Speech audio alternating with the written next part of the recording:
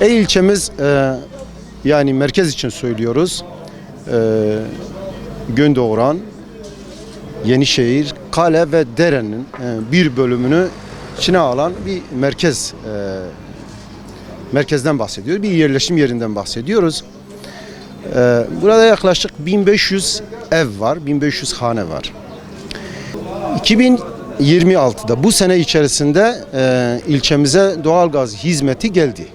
Uzun uğraşlar sonucunda bizim Hüdapar milletvekilimiz Sayın Faruk Dinç ilçeyi ziyaret ettiği zaman biz bu sorunu kendilerine iletmiştik. Kendileri de birinci ağızdan bunu mecliste gündeme getirdi. Tabi bunun yanında belediye başkanımız Sayın Fırat Seydaoğlu'nun da ciddi çalışmaları oldu, çabaları oldu. Nihayetinde doğalgaz ilçeye geldi.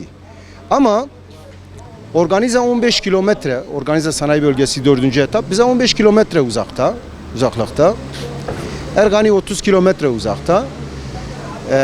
Bu doğalgaz hizmeti pek ala, yani sürekli akışı olan bir hat vasıtasıyla gelebilirdi ilçeye.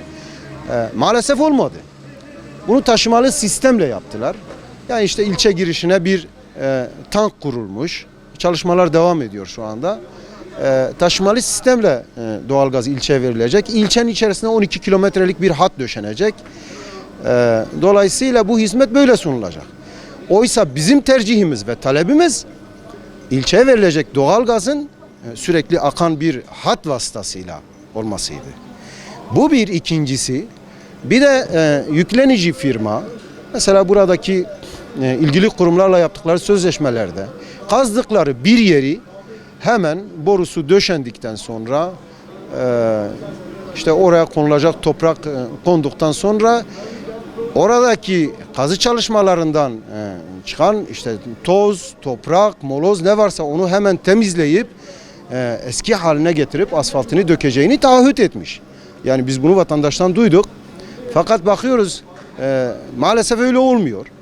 Yani kazılıyor bir yer 100 metre, 200 metre, 500 metre.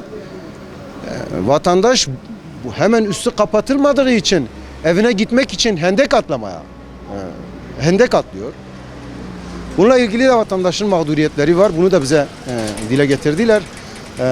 Bu vesileyle bunu da söylemiş olalım.